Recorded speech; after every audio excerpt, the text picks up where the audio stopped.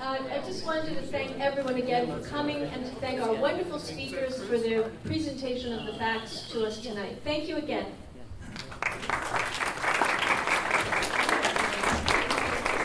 And she turned it off again. Thanks to Sue for your tireless efforts for the residents of Vestal. This is a nonpartisan evening. I do want to draw your attention to a chart that's in your packet and simply say this. This is a really important election. If you agree, do something. So I'd like to now introduce our second speaker.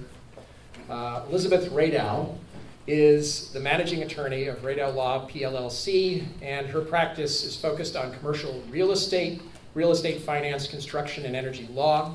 She is chairwoman of the New York State League of Women Voters Committee on Energy, Agriculture, and Environment, is also president of the League of Women Voters in the Larchmont Mamaroneck area.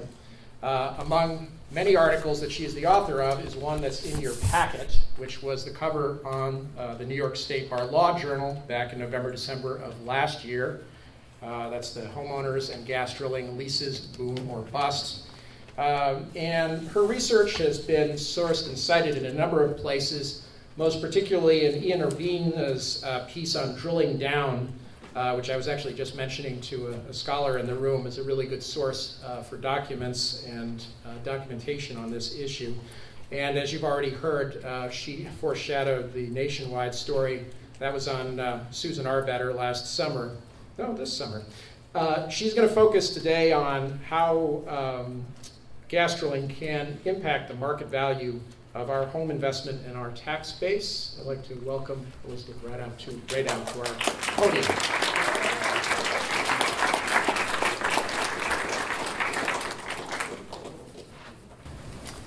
Good evening. How are you? Great. You good? I'm curious. I really want to target this. This is a very expansive topic, and I want to address you. We're here to talk about your home, your most valuable asset, and there's going to be some variability in what I would say depending upon whether people here have signed gas leases, whether you're thinking about signing a gas lease, if you might be living in between people who have signed a gas lease but would prefer not to, or if you live downstream. And I can address all of those issues, but we have a limited amount of time, and I want you to leave here tonight feeling as if I addressed issues of concern to you. So, and in addition, if we have elected officials here, are there any elected officials here? There's one. Good evening, and thank you for coming. How about, has anyone here signed a gas lease? And is anybody thinking about signing a gas lease? Considering it? And others, are you living in between people who have signed gas leases? Okay. And people maybe living in the general area and just curious? Okay. Like Greg, my intention tonight is to educate. I will say, though, I will go a step further. I have looked at the liability issues here. And what I write about, in addition to having looked at gas leases and mortgages, and I certainly concur with Greg that provisions in standard gas leases are at odds with what a mortgage would provide. What I've looked at are the liability issues. As a homeowner, you hold a deed to property. You are the primary party responsible for what happens on your property. Now, when you sign a gas lease, you would optimally want to have a provision in there that would delegate the responsibility to the gas company for any operations that they provide on your property, that they perform on your property. I've taken a look at numerous gas leases, the standard pre-printed leases, and I understand that most people in here have not signed them, but I want to just go through the basics because I think it will help you get an understanding of really how they operate. They don't have an insurance provision in them, and they don't have an indemnification provision in them. And so what that means is, as a property owner, you are potentially liable for the activity that is performed on your property over which you have no control. Gas leases give the drilling companies not only the right to come on and drill on your property, it gives the gas drilling companies the right to establish roads, to establish utilities, to establish easements. And I'm not sure if you're all familiar with what easements are, but easements are typically rights that would go on for extended periods of time, sometimes in perpetuity, which means forever, okay, until they are revoked. And leases can potentially go on indefinitely, even though they have a term in the lease, a 5-year term. Once a driller is able to true up a well, make it capable of production, which are terms of art, and by that, it doesn't even necessarily mean that they've started drilling, but they could determine in some fashion that the well is capable of production, they start the clock ticking. And now your term goes on potentially indefinitely. So now think of yourself as having a piece of property. It's your most valuable asset, and up to now you thought you could do anything with it, much like that pen that somebody sold to me and they took out that, you know, the innards, right? Now all of a sudden you think that you have a property that you could do anything with. And in fact, what happens in the standard gas leases is that the homeowner is granting to the gas company the right to establish roads and utilities and easements potentially indefinitely, the right to store gas underground potentially indefinitely, and there's no provision in the lease for funding the maintenance and repair of all of these rights.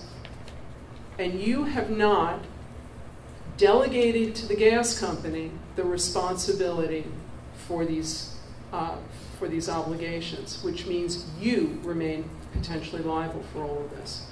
It is my understanding that the landowner coalition leases have improved upon this.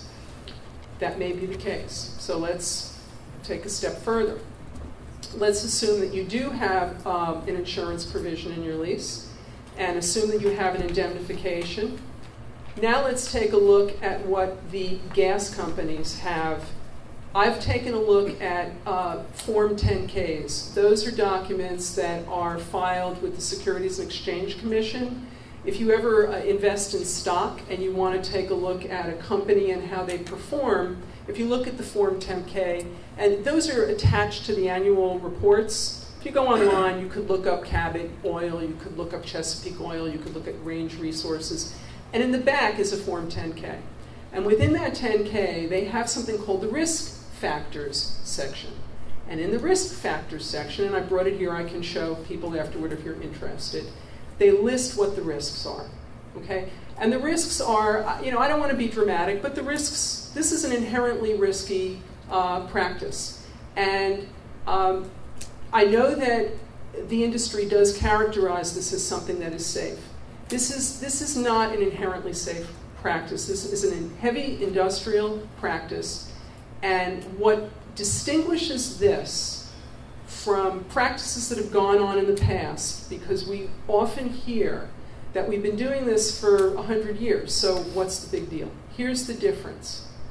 We have been hydraulic fracturing for a very long time, water fracturing rock. We've even been doing it with high volumes of water, but not for that long, but we have. And we've been doing horizontal drilling for a long time. But what we're doing now is we are combining two technologies, high volumes of water, and by that we mean millions of gallons of water, and you've heard about the chemicals, I'm sure, and the sand and all the rest of it, right? We're mixing that under very high pressure because we're exploding open rock that is a mile down, and we're doing it horizontally under people's homes. It's the combination of these two technologies, and we're doing it in people's backyards. That's what makes this different. We are not used to having heavy industrial activity in residential areas. I took a drive around this area this afternoon, and I was struck by, although not surprised, but struck by the variation from neighbor to neighbor. One neighbor is in favor of drilling, one neighbor is not. It's very obvious that this is a contentious issue. And what makes it challenging is that the activity, because it's heavy industrial, has risk involved. And that risk is not going to stay contained on the person's property. Air migrates, water migrates, seismic activity can impact property next door. So for those of you who are sitting in the audience, and most of the hands went up, are living next to people who might want a gas lease. Okay. So I'm going to jump ahead and I'm going to say, well, you're going to ask me about compulsory integration. Now, I don't know how much you know about compulsory integration, but it is part of the Environmental Conservation Law, 230901 of the Environmental Conservation Law. It's a long statute. It's not the easiest statute. It's a flawed statute. It was amended in 2005, and I want to say that it has not ever been tested in the courts for this type of drilling. So there were a lot of questions swirling around about it, but if anybody here were concerned about it, and one gentleman did come up to speak to me about it, where that could apply to people in this room, if you are sandwiched in between other people, okay, a drilling company would have to be able to demonstrate to DEC that it controls 60% of the land mass in order to be able to then force the other 40% into a spacing unit. That could be one person who owns 60%, or it could be a number of people. And then once a spacing unit is created, they could conceivably get a drilling permit. Now, I've looked at this statute. It's silent about whether or not you can use the surface of the property. And I have looked on the DEC website, and I have seen that it says, well, we're not going to permit the gas drillers to go on the surface of the property, but that's not what the statute says. I think it's a very ambiguous statute. Let's assume that the intention might be that they can come under your property. And so people, are contending that this would be eminent domain, private eminent domain. You're taking my property without just compensation. That might be one argument. There may be many arguments. There are a number of different theories swirling around, and I'm speaking with colleagues about what that all means. What I would suggest, if you're concerned about this, is that you write to Commissioner Martens and you tell him that you're very concerned about this. Now, some people would say, well, they're concerned because if you extract the minerals from under the property at a time like now, when gas is selling at an all-time low, you're not going to make the kind of money that you might make if you wanted to wait until gas is selling for higher value. I'm also looking at what happens if you want to have a mortgage on your property. Okay, I don't know. We haven't gotten there yet. We are making history right now, and I have to say that Greg May is somebody who really cracked this open. You've got someone in this. No, it's very serious. Someone in this room who has alerted people in the industry. You would say, well, why hasn't this been an issue in other parts of the country? Part of the reason is because there are larger setbacks. Part of the reason is that drilling is more a part of the culture in other parts of this country, even so in Pennsylvania. I think even in Pennsylvania, in some cases, they may have even gotten lenders' consent, believe it or not. But I do know that people did not get their lenders' consent when they signed gas leases in New York. And one thing that isn't very important for those of you in here, if you do not have homeowners insurance, you can't have a mortgage. It's not like a technical default, and I think Greg will agree with me on this. If mortgages are sold into the secondary mortgage market, which is another issue that I won't get into today, that's maybe for a Q&A, but we can't risk the collateral, because not only do you own your property, but my pension is invested in the secondary mortgage market, and probably many people in this room are as well. So whether or not we drill in New York, we care about maintaining the integrity of all the property that is drilled in this country, because you can believe it, our pensions are invested in this too. So that's a bit of a digression. But getting back to compulsory integration, I am not certain what a lender would do. Let's assume for a minute that you're not going to have any surface activity on your property, but your neighbor does. And let's say that your neighbor has a compressor station on the border of their property. Now, Gray was talking about setbacks, and I think for the most part, when people are underwriting loans, they're thinking about from the well bore to your residence. But what's interesting about the guidelines for these mortgages is they don't talk about the fact that this is a multi-step process. There are waste storage on people's property, there's compressor activity on people's property, there's even waste pits, although New York State is trying not to let that be the case. But the point is that conceivably people could have other aspects of this multi-step property life cycle close enough to their residence where even if they didn't have a gas lease on their property, they wouldn't be able to get a mortgage. And in fact, that has happened in Pennsylvania. Again, what can we do about this? The most that I can say is that you speak to your elected officials and you can say, my home is my most valuable asset, and my expectation is that I need to maintain the value of my property. And it's not only important to me, the homeowner, it's really important to your municipality. And why is that? Because it's your taxes that go to pay for the services in the municipality. So to the extent that your home value is devalued, your assessed value of your property will be devalued. Your taxes will go down.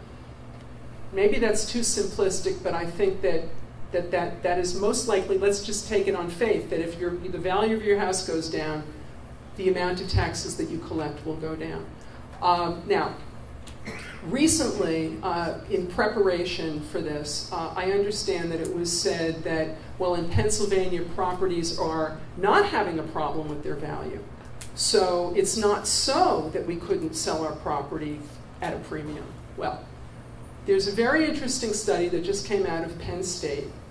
And I'm going to paraphrase. I do have the study. I'm not going to go read because I want to try to make the most of the time.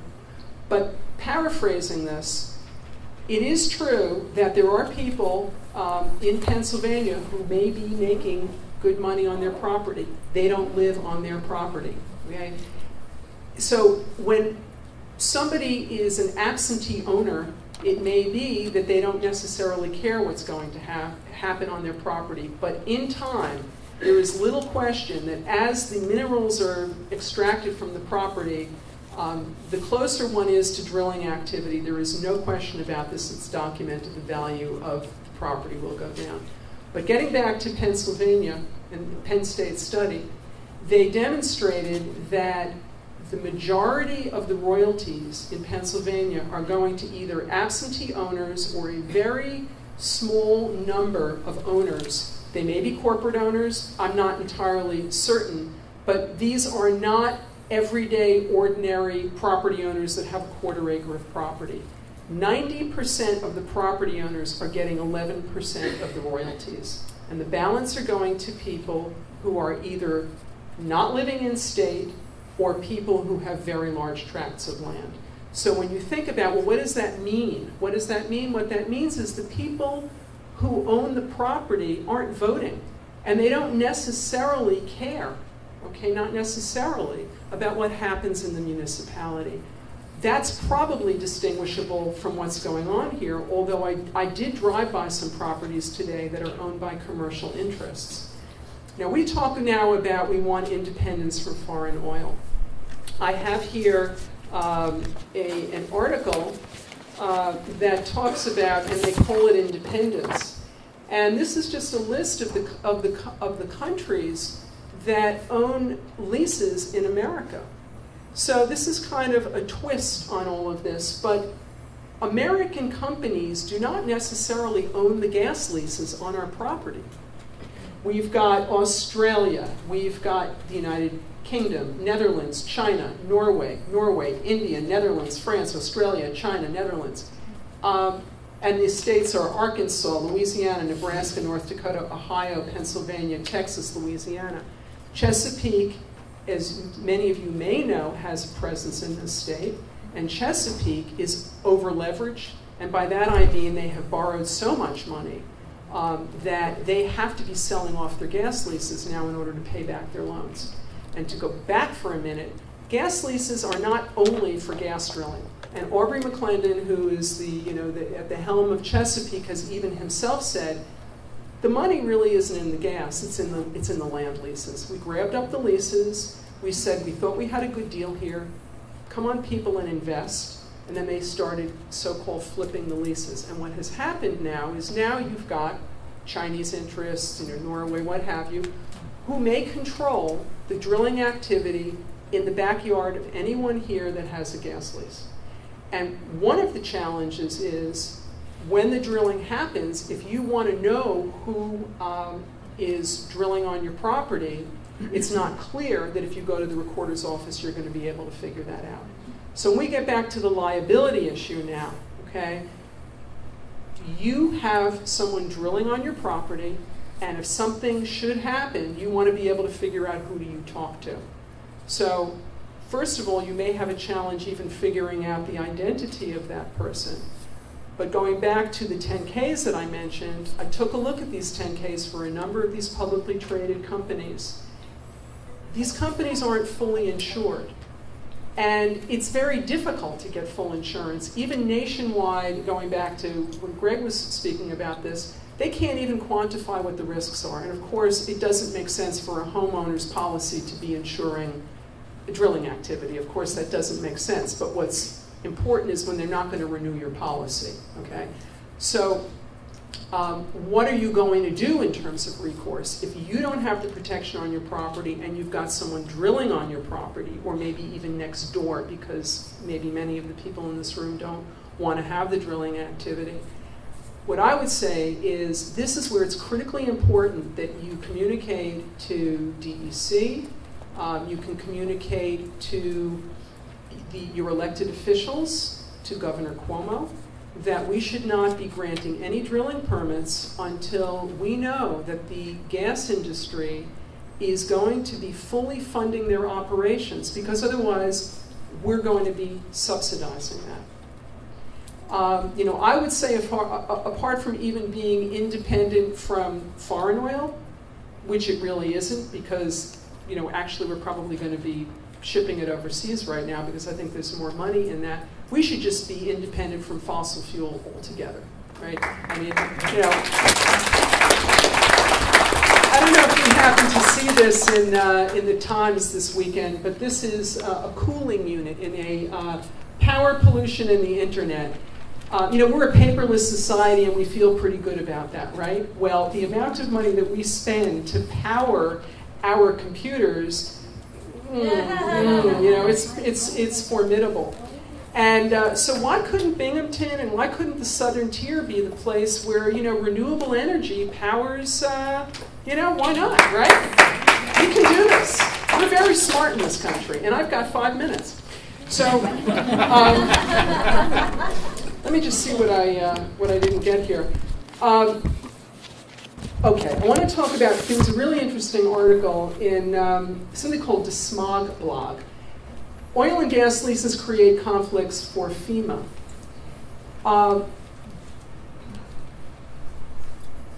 You had a terrible, terrible summer last summer. You had Hurricane Irene and Tropical Storm Lake. And FEMA will repurchase property. But this article seems to indicate, and I just got this yesterday, but it seems to indicate that FEMA will not buy property with the intention of keeping it as open space, but they will not buy property that is subject to a gas lease. Well, why would that be? Because, much like analogous to a mortgage, you've granted a gas lease. If you've granted a gas lease, you've actually given some of your rights to your property to somebody else. So you don't have the right anymore to be able to give everything you own to FEMA. That may not be a consideration for people in this room if you have no interest in signing a gas lease, but if you're considering it, it is something to think about. Let me see what else I've got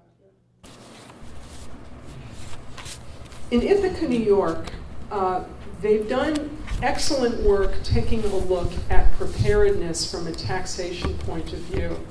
And Tompkins County has on their website a white paper, and I'd be happy to give it to your elected officials. I know people do make fun of Ithaca, New York, but I have to say, and I've done a lot of reading, they've done remarkable work in preparing for gas drilling. And I would say that if you are thinking about gas drilling without preparing for what's going to happen in your community, then you're not serving your own best interest. There's going to be very heavy truck traffic here, and it's going to impact your roads. And unless you have a road ordinance, or unless you have a severance tax where you're actually taxing the gas at the wellhead where you can get access to the money up front, then the effect of that would be that the taxpayers are going to have to pay for whatever that's going to be, or you're going to have to live with a more degraded, quality of life, one or the other. The ad valorem taxes, which means added value, those are your property taxes. You will not see the tax dollars from the ad valorem taxes for a period of years, even assuming you were to start drilling now. Now, the economic environment isn't such now that any gas company is going to want to drill right now. It just doesn't make economic sense. If the gas companies come in right now, they're going to do it so they can preserve their leases. Okay? Because, again, they've borrowed money against those leases. And a lease is kind of like a mortgage, in a sense. I mean, some people actually have two investments on their property. If you think about it, they've got a mortgage and they've got a gas lease. And what's interesting is the mortgage, the intention of the mortgage is to keep the property safe for 30 years, and the intention of the gas lease is to drill. And in some sense, those are in conflict.